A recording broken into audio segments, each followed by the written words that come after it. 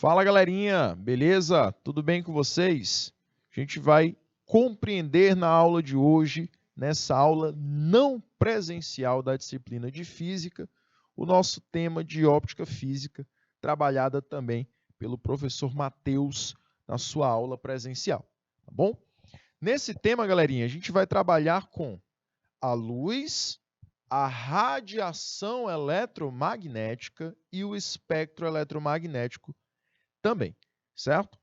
Então, o professor Matheus, durante a sua aula presencial, ele trabalhou com a óptica, trabalhou com o conceito da luz e também trabalhou com as radiações. Vamos então, galerinha, compreender isso através das questões, que é o foco do nosso encontro não presencial, certo? Então, galerinha, no nosso encontro de hoje de óptica física, luz, radiação eletromagnética e o espectro eletromagnético são os temas que a gente vai abordar hoje, tá bom? No dia 11 de outubro, a disciplina de Física estará aqui sendo trabalhada comigo, o professor Caio Breno. E na aula de hoje nós vamos adquirir o entendimento desse conteúdo através dos seguintes objetivos, tá? Seguintes objetivos. Caracterizar as ondas eletromagnéticas, conhecer os diversos tipos de ondas eletromagnéticas e suas aplicações, identificar no espectro eletromagnético as faixas de energia utilizadas nos diferentes tipos de equipamentos ou tecnologias empregados no cotidiano, como radar, rádio, forno de micro-ondas e tomografia, e também caracterizar os processos de interação das radiações com meios materiais para explicar os fenômenos envolvidos em aplicações como fotocélulas, emissão e transmissão de luz e radiografias. Então, em todas as questões que a gente vai trabalhar hoje, a gente vai focar nesses objetivos. A gente vai conhecer um pouquinho das ondas eletromagnéticas, a gente vai trabalhar com questões que vão explorar o espectro eletromagnético e também a gente vai conhecer aplicações diárias, situações diárias, como a emissão, transmissão de luz, radiografias e fotocélulas. Beleza? Na primeira questão, galerinha, questãozinha do Enem, eu trouxe para vocês uma questão que fala sobre as ondas de rádio. Então, a primeira onda do espectro eletromagnético, que vai fazer a gente entender um pouquinho de como é o funcionamento do telefone celular, das ligações celulares e do sinal de cobertura. Bom? Essa questãozinha diz o seguinte: para obter a posição de um telefone celular, a polícia baseia-se em informações do tempo de resposta do aparelho em relação às torres de celular da região de onde se originou a ligação. Em uma região, um aparelho está na área de cobertura de 5 torres, conforme o esquema. Então, você observa na imagem que o aparelho ele se encontra na área de 5 torres, certo? Aí ele questiona o seguinte: considerando que as torres e o celular são pontiformes e que estão sobre o mesmo plano, qual o número mínimo de torres necessárias para se localizar a posição do telefone celular que originou a ligação?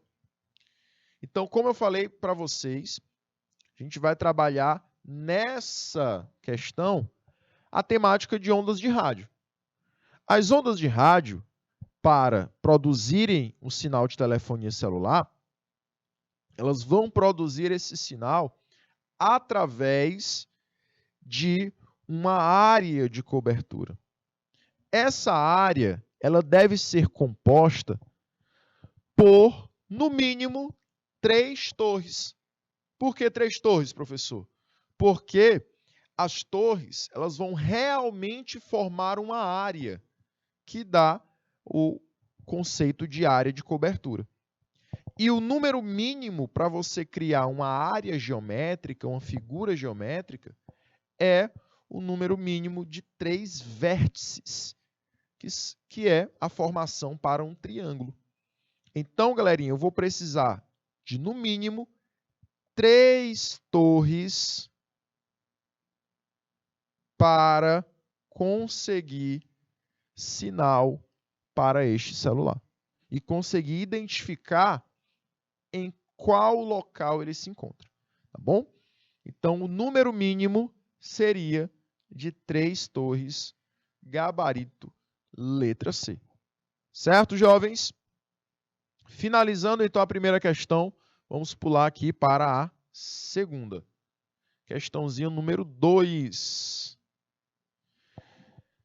Questãozinha 2 já vai tratar agora de outra radiação, também do Enem, né?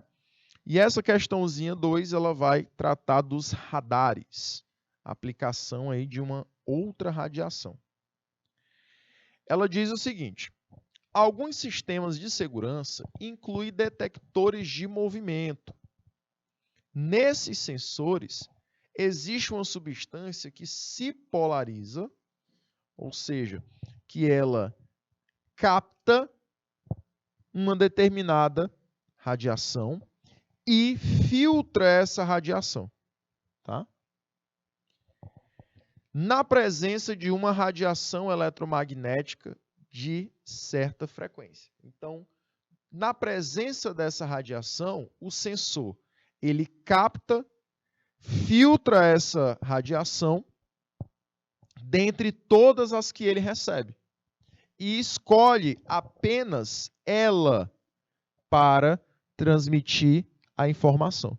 Ou seja, capta, filtra de todas as radiações, apenas ela que ele vai utilizar. E quando ele escolhe essa radiação, faz o uso dela transformando em informação. Que aí é onde gera o funcionamento do sensor. Tá? Gerando, então, olha só, essa captação, a escolha dessa radiação produziu uma tensão que pode ser amplificada e empregada para o efeito de controle. Quando uma pessoa aproxima-se do sistema, aquele sistemazinho de sensores de movimento, que ligam lâmpadas, que abrem portas, a radiação do seu corpo é detectada por esse tipo de sensor.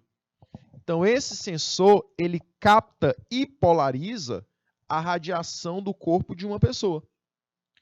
A radiação captada por esse detector encontra-se na região de qual frequência?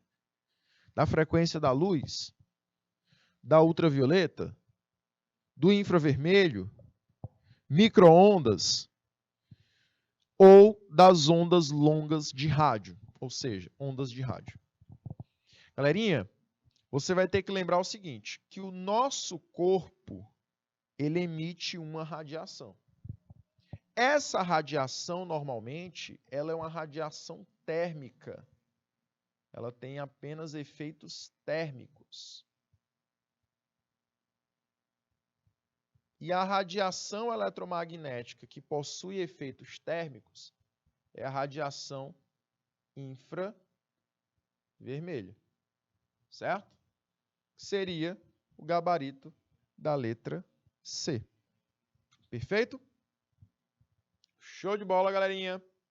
Então, confirmamos aí o nosso gabarito para a segunda questão. Vamos para a terceira. Bora lá? Terceira questãozinha também trouxe aí uma nova questãozinha do Enem. Olha só como esse assunto ele tem peso lá no vestibular Enem, né? Nossa pele possui células que reagem à incidência de luz ultravioleta e produzem uma substância chamada melanina, responsável pela pigmentação da pele. Pensando em se bronzear, uma garota vestiu um biquíni e acendeu a luz de seu quarto. Deitou-se exatamente abaixo da lâmpada incandescente. Olha só, ela fez errado. Por quê? Porque a luz que provoca o bronzeamento é uma luz ultravioleta. Ela é uma luz, olha só, de maior frequência, consequentemente, tem maior energia e um menor comprimento de onda. Beleza? Para a lâmpada incandescente, você já não tem as mesmas características, tá? A lâmpada incandescente, ela vai produzir dois efeitos básicos. Um efeito térmico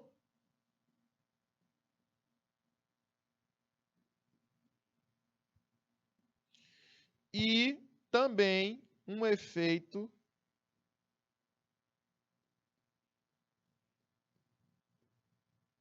luminoso, tá?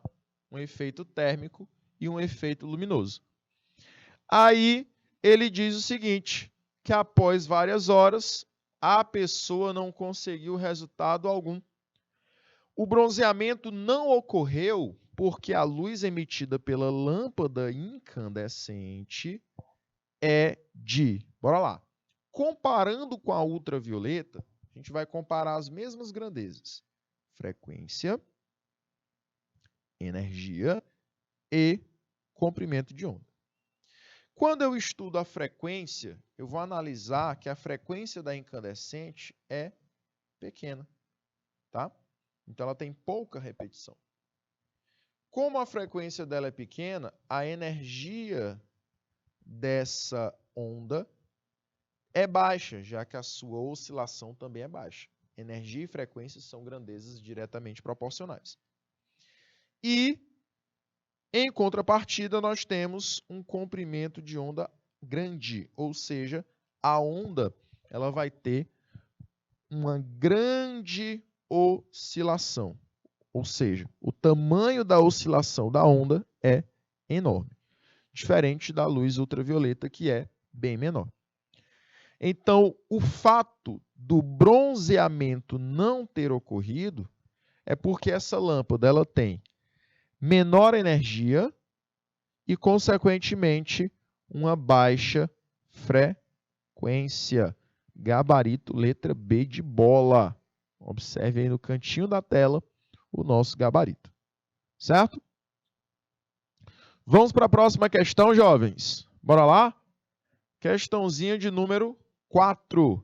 Questãozinha também do vestibular Enem, tá? A questãozinha 4, ela trata agora também das radiações, mas traz para a gente a informação que vem de uma charge do Garfield, né? Essa chargezinha, ela vai analisar o seguinte. A gente vai observar lá agora.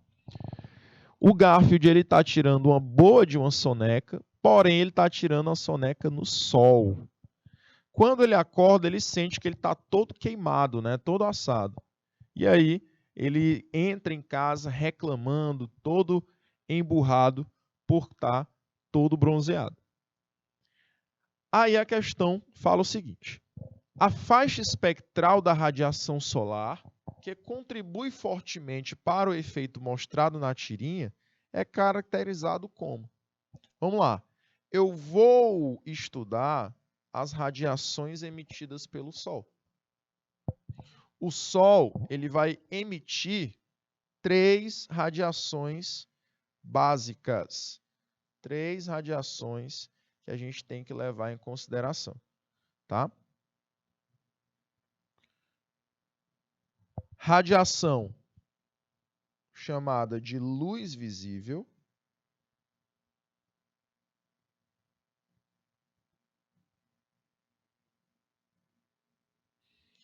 radiação chamada de infravermelho,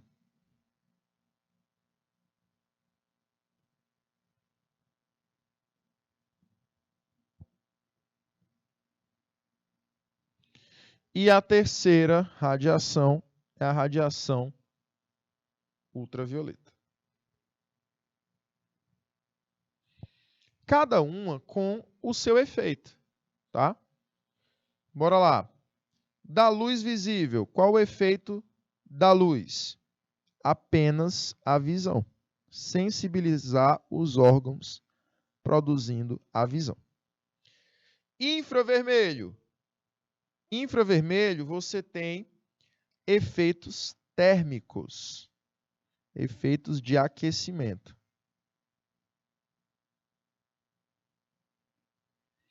E ultravioleta, você tem diversos efeitos, entre eles a questão das queimaduras solares.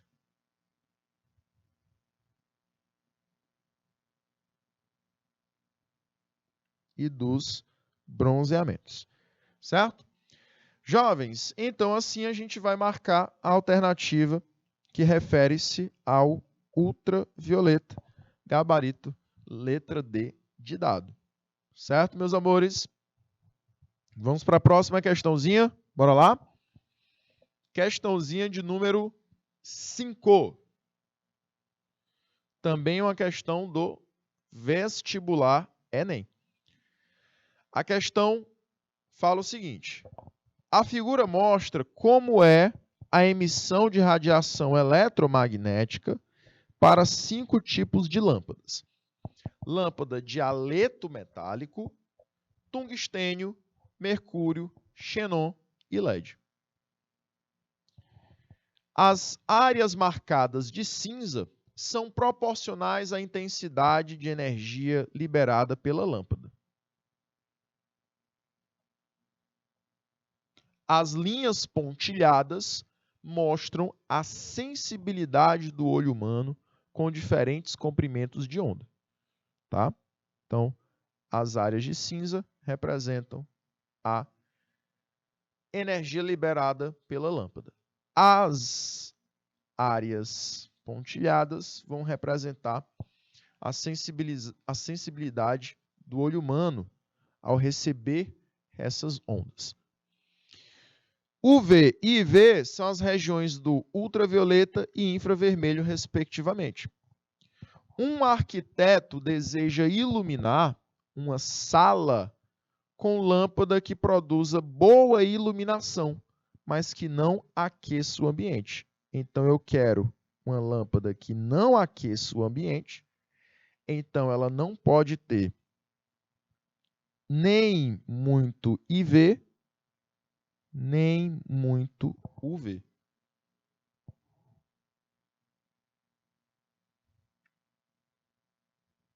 Porque essas radiações, elas acabam produzindo efeitos térmicos e efeitos que vão produzir queimaduras, né?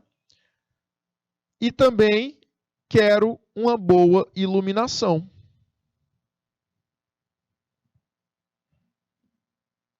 Então, eu tenho que estar muito presente na faixa de luz visível.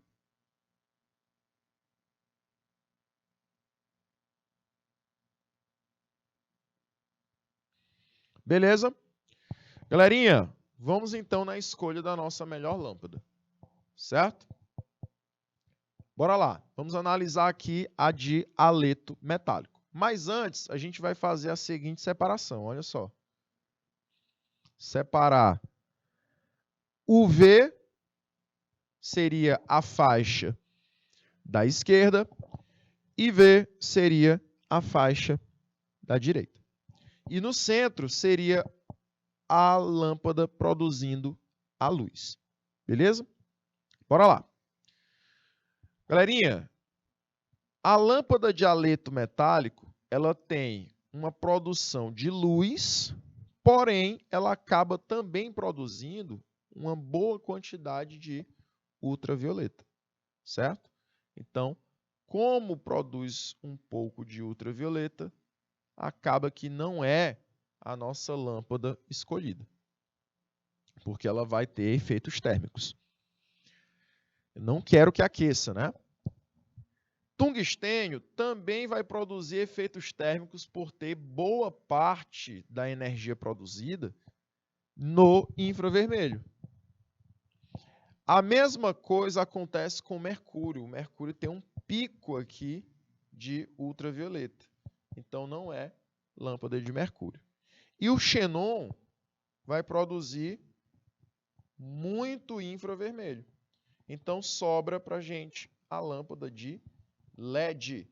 Gabarito, então, letra E. Perfeito? Então, a nossa quinta questãozinha, né, seria uma questãozinha de gabarito da letra E. Certo? Agora eu vou deixar algumas questões para vocês, tá?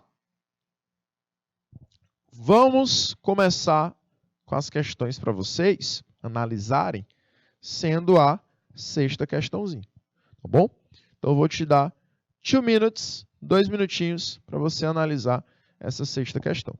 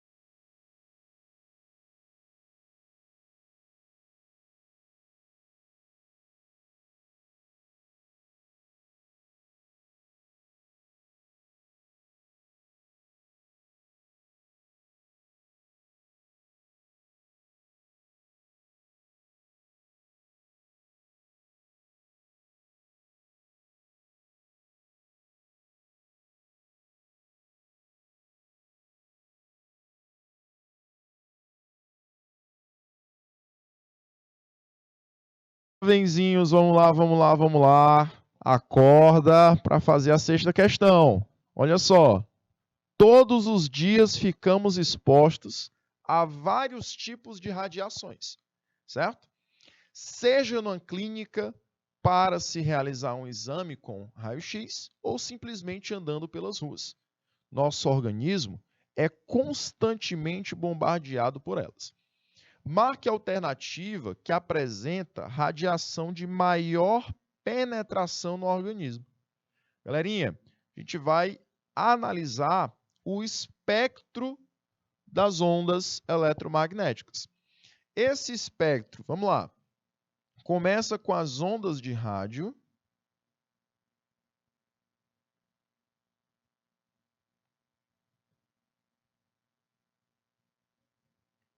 Depois vai para a faixa das micro-ondas.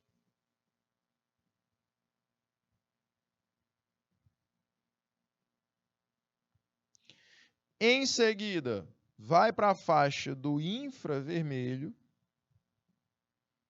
luz, ultravioleta, raio-x e raio gama. Eu quero que você analise, galerinha, o seguinte. Essas radiações, elas são divididas pela sua frequência e, consequentemente, pela sua energia também, já que frequência é uma grandeza diretamente proporcional à energia, certo? Então, galerinha, a gente vai analisar o seguinte. Quanto mais para a direita, mais essas radiações elas terão energia. Bom? Mais energia elas vão ter.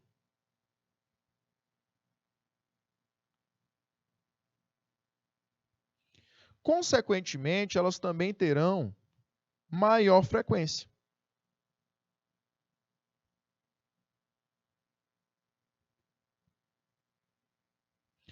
Agora, quando eu tenho radiações mais à esquerda, eu terei radiações de energia menor,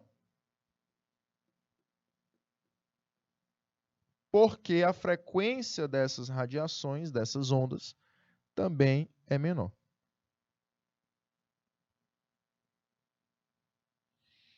Perfeito, jovens?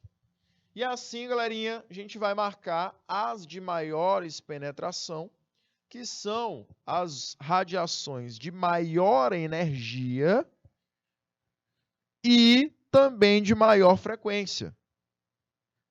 Além disso, além delas terem maior energia e maior frequência, elas vão ter menor comprimento, chegando a ser do tamanho de átomos. Então, isso facilita a penetração no nosso corpo, passando pelos espaços entre os tecidos, entre os órgãos. Então, essa radiação seria a radiação gama, tá? Seria a resposta do gabarito da letra B de bola. Beleza? Vamos para a próxima questãozinha, galerinha. Questãozinha 7, que a questãozinha 7 ela vai pedir a de maior energia. Aproveitando aqui a questão 6, eu já vou responder logo.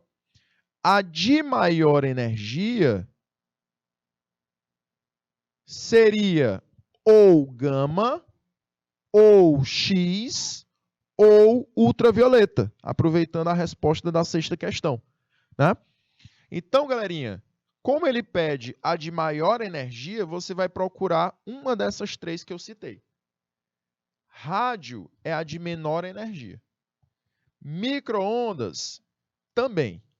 E infravermelho é a terceira menor energia. Então, ficamos entre ultravioleta e raio-x, porém, entre essas duas, raio-x é a de maior energia.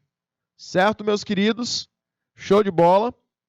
Vamos, então, para a questãozinha 8, porque a 7 a gente respondeu letra E. Vou deixar um timezinho para vocês nessa questãozinha 8, que fala sobre a constituição do feixe de raio-x. 2 minutinhos.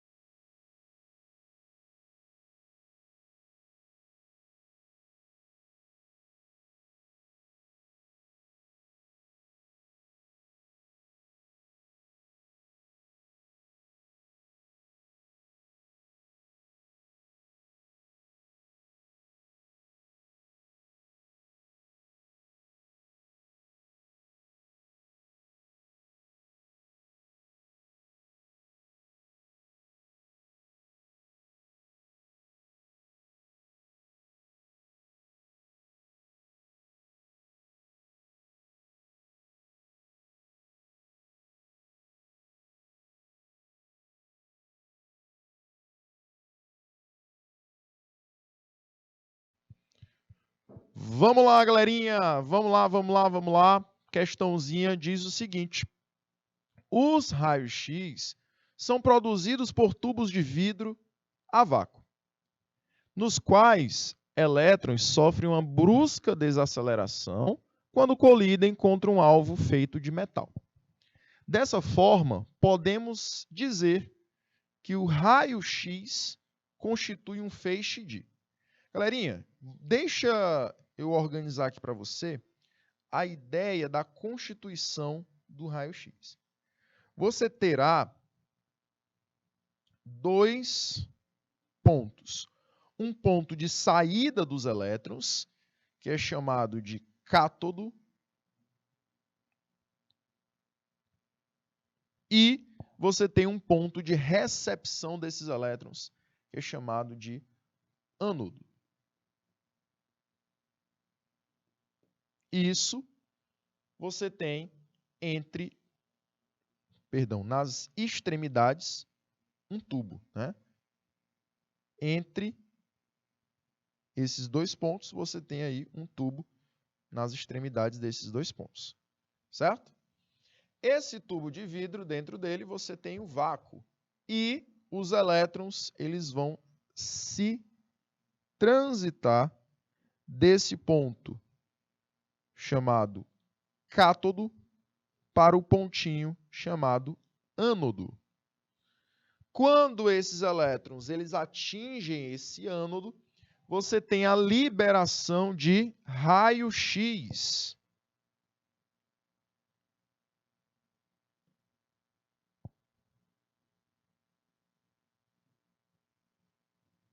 Então, como eu falei para vocês, como eu tenho elétrons sendo liberados de um cátodo, você tem, então, elétrons como sendo a nossa resposta. Cuidado, porque essa questão ela pode também colocar fótons como partículas que compõem o raio-x. Não está errado, por quê? Porque os fótons são partículas que produzem luz. E o raio-x, quando ele colide com um alvo de metal, ele acaba produzindo uma pequena luminosidade, que é captada pelo papel filme, né? Perdão, papel filme não, papel fotográfico, e essa luminosidade é transformada lá em exame de raio-x. Então, o papel fotográfico capta esse exato momento da colisão dos elétrons com o nosso corpo e com a placa metálica, produzindo ali uma luminosidade que acaba gerando a imagem dos nossos ossos. Beleza? E a justificativa para não produzir o desenho dos nossos órgãos é que o raio-x, na verdade, esse turbilhão de elétrons, eles só conseguem atingir tecidos duros. Por isso que o raio-x é o exame próprio para conseguir visualizar ossos. Quando você vai tentar visualizar órgãos, tecidos moles, você já utiliza outro tipo de exame, tá? Por exemplo, a tomografia, ok? Então, jovens, a radiografia é utilizado mais para a obtenção de imagem de tecidos duros. Beleza? Vamos então para a nossa próxima questão, nona questão. Vou te pedir para você assinalar a alternativa que observaremos ondas de natureza eletromagnética. 2 minutinhos e voltamos já.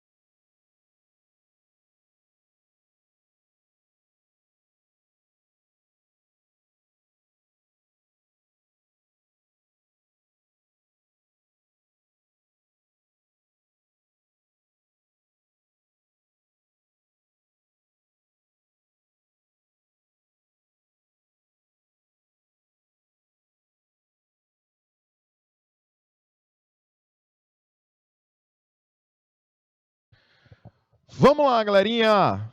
Nona questão, eu quero a alternativa em que há presença apenas de radiação eletromagnética, tá? Essa alternativa será a letra A, jovens. Raios X, gama e ultravioleta.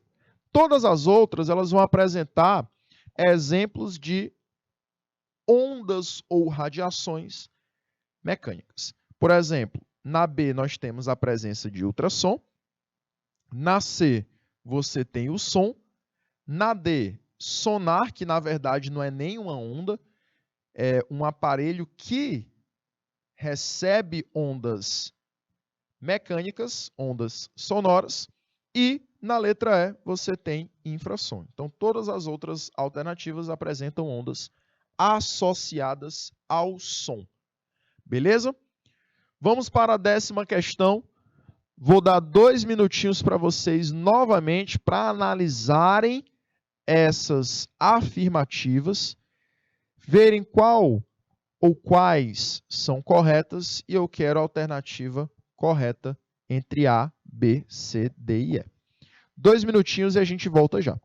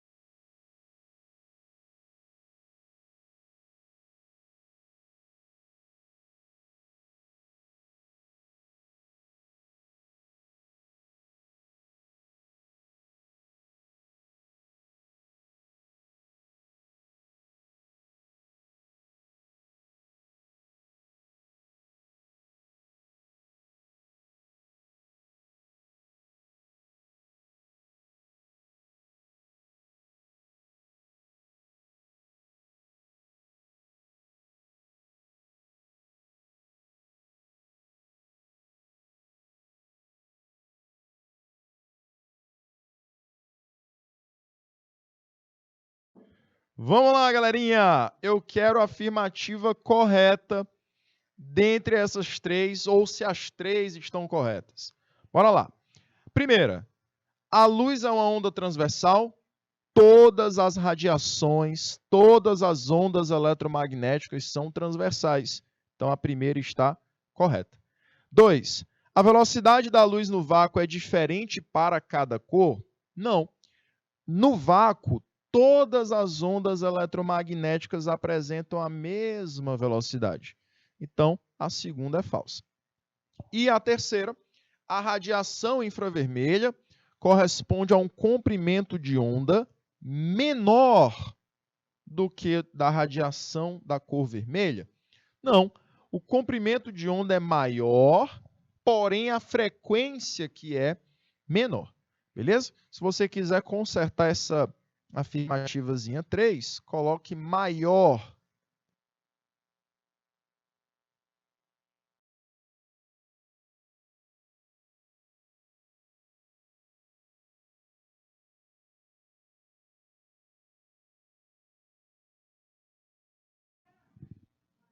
Então, a terceira afirmativa também é falsa e a gente vai gabaritar a letra A. Apenas a afirmativa 1 é correta. Jovenzinhos, ficamos por aqui no nosso encontro de hoje. Agradeço demais a presença de todos, a participação de vocês. E a gente volta a se encontrar na próxima terça-feira de aulas aqui do canal Educação, tá bom? Confira aí as atividades que vão ficando para vocês como atividade de casa, tá? E a gente volta a se encontrar na próxima semana, tá bom? Até lá, jovens. Tchau, tchau.